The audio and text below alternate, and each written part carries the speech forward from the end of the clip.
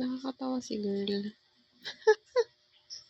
Nag-document ka tapos nung minadinig yung documentation sa'yo, nabaliw ka. Hindi ka tumitigil. Buti nga sa'yo. Sara ulo. Nasiraan ng bait. Ay, wala ka ng pera? Ako din yun. Hirap pa session ngayon. Manghak ka na ganyan. Mangulimbat ka. Mangulimbat ka kasi diba dun yun yung specialty mo. Tapos tatakutin mo yung iba-blackmail mo yung hinuhubaran mo ganyan. Halimbawa may magkakalat na photo nude photos ganyan. Tapos hindi mo palalabasin. Tapos babaliwin mo. Hello?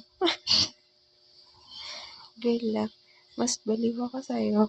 Alam mo, kahit makita nung sino yung mga yung hubad kong katawan mo. Normal lang.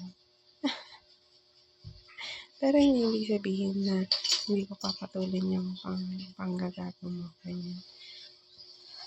Pero, yun yung nakakatawa na nag-document ka tapos ikaw yung unang nabaliw.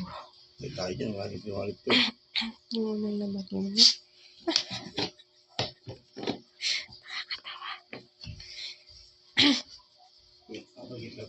Nakakatawa. Ang funny. Kasi, alam na mga ibang tao yung ginagawa mo. Tapos, hindi mo alam na trinidor ka na. Kinasuhan ka na. Hindi ako yung nagkasi. Kinasuhan ka na kasi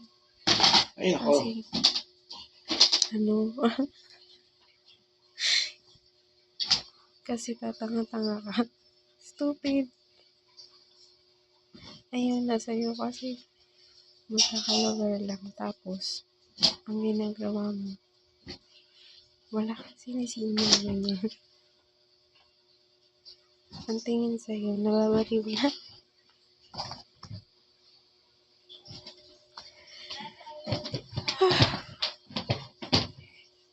Mabubula ka sa bilangguan.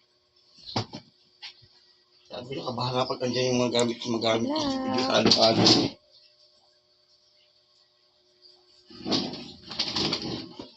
Ako papaliwin mo. Ay. Natatawa talaga ako pag ganyan. Walip ko. Peperahan mo. Sino na kayo yung mga naperahan mo? Tapos magkano na yung pinagparte-partehan nyo ganyan.